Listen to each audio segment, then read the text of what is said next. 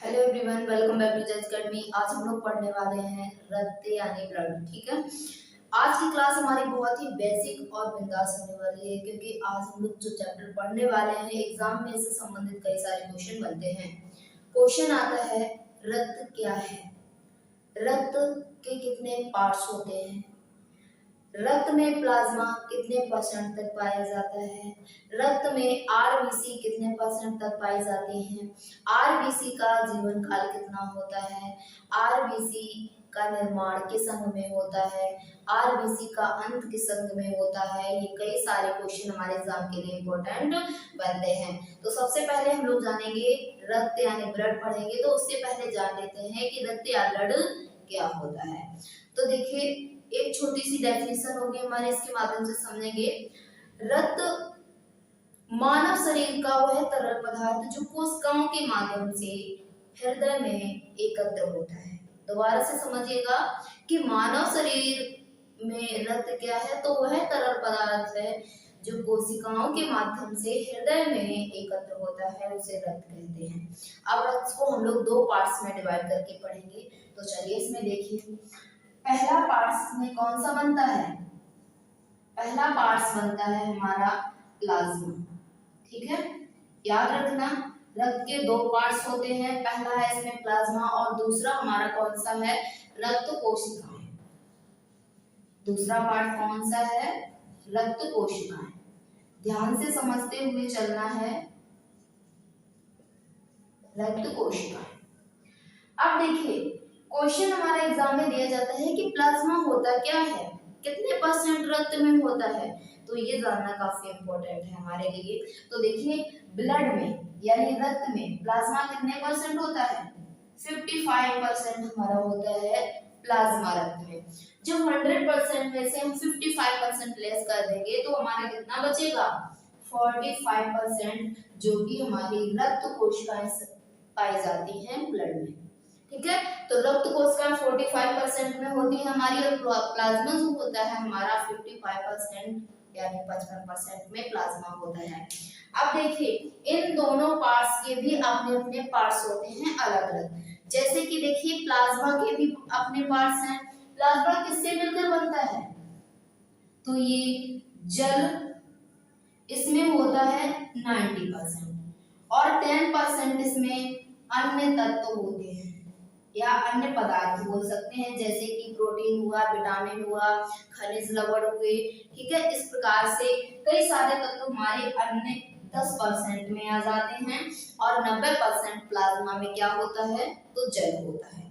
अब बात आती है रक्त कोशिकाओं के पार्ट्स कितने होते हैं, तो इसके 3 पार्ट्स होते हैं।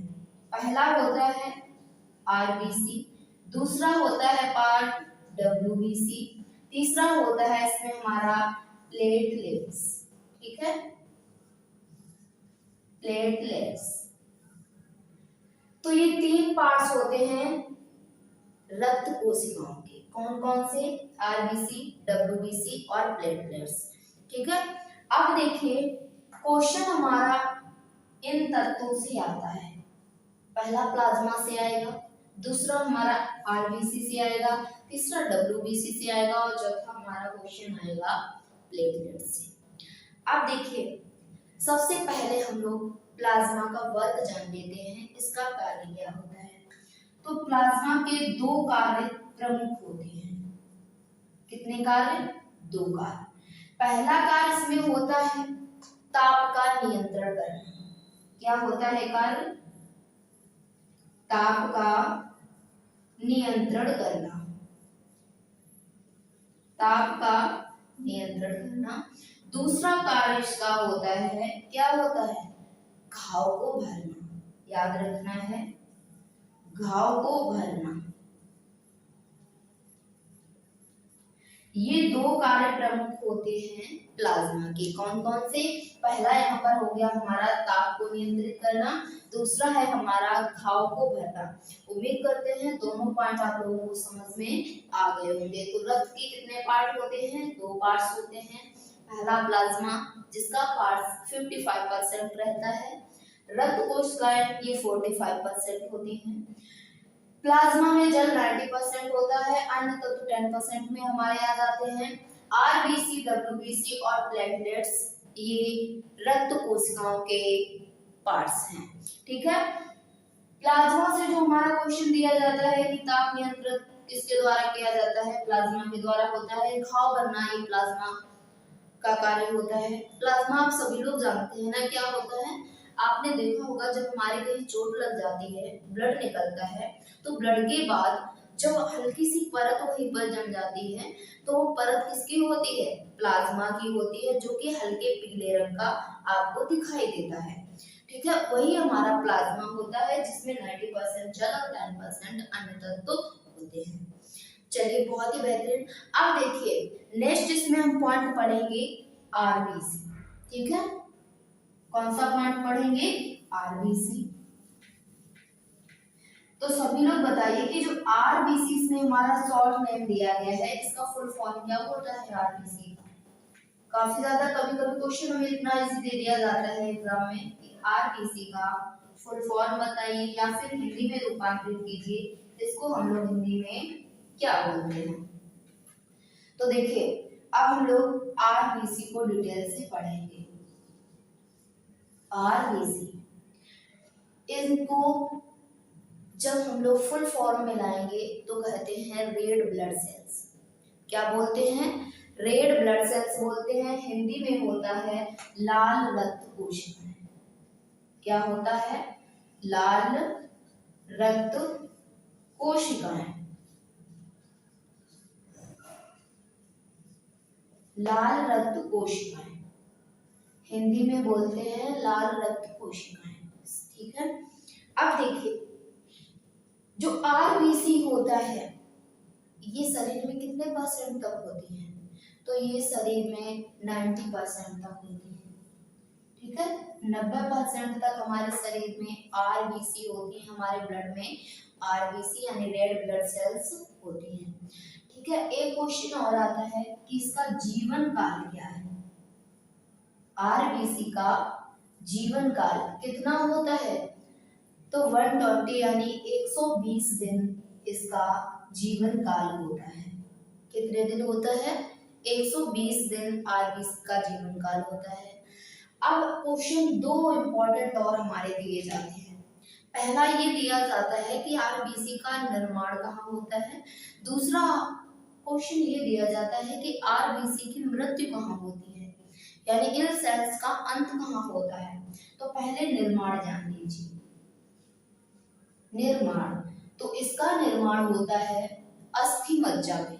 कहाँ होता है, अस्थि मज्जा में।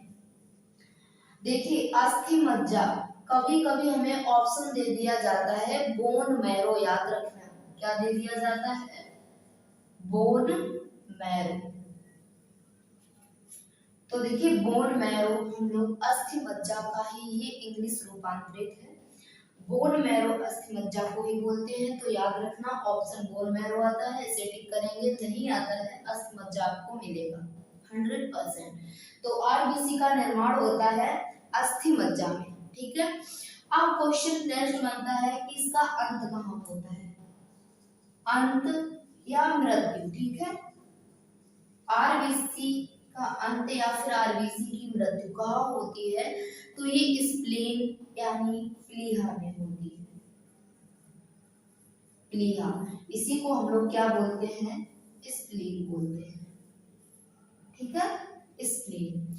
अब देखिए स्प्लीन ऑप्शन में दे दिया जाए, स्प्लीन लगाइए, प्लीहा मिलेगा, प्लीहा लगाइए। तो आरबीसी का जो मृत्यु है इसकी वो कहाँ होती है, स्प्लीन यानी प्लीहा में होती है। अब देखिए प्लीहा से संबंधित दो फैक्ट हमारे और इम्पोर्टेंट बनते हैं। क्या बनते हैं कि आरबीसी का कब्रिस्तान,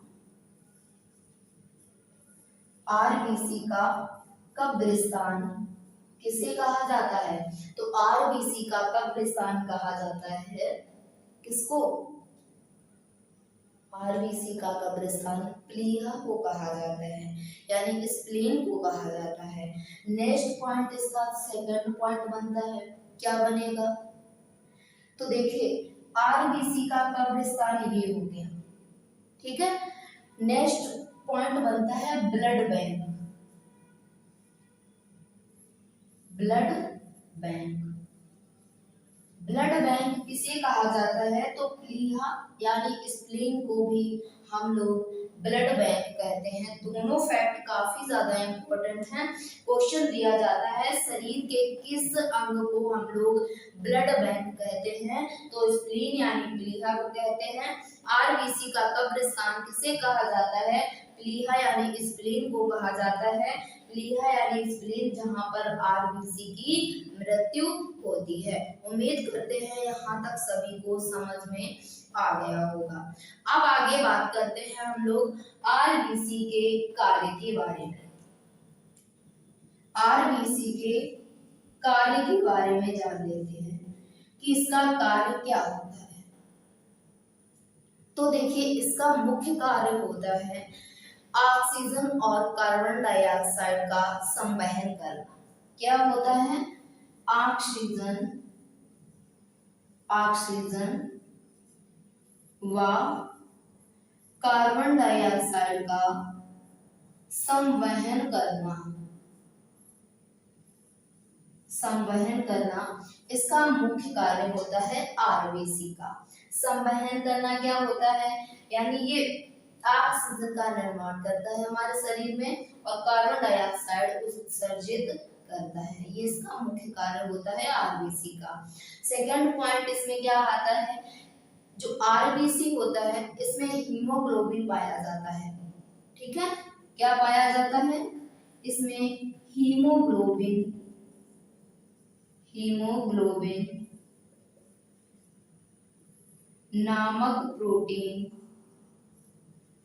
नामक प्रोटीन पाया जाता है, जिसके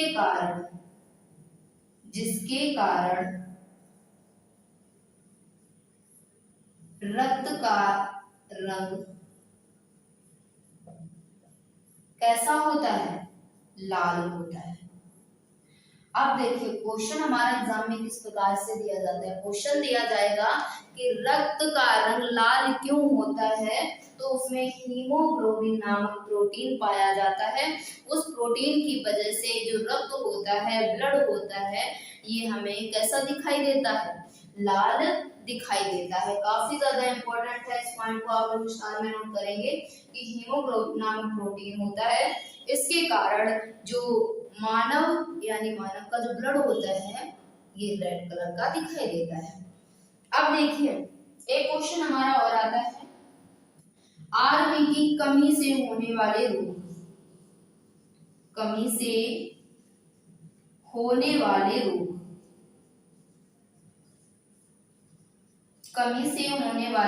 तो कौन कौन से हैं? दो रोग इसकी कमी से हो जाते हैं। कौन कौन से? पहला है एनीमिया। क्या है? एनीमिया। देखिए एनीमिया का एक दूसरा नाम भी है। एनीमिया का क्या नाम है? अरक्तता।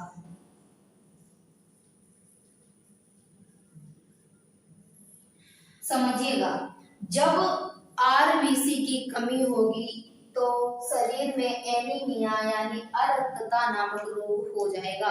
आ मीन्स क्या होता है? नहीं, रक्तता मीन्स रक्त। जब शरीर में ब्लड की कमी हो जाती है तो एनीमिया रोग हो जाता है। काफी ज्यादा इंपॉर्टेंट है। सेकंड इसमें देखिए, सेकंड रोग है हमारा पीलिया।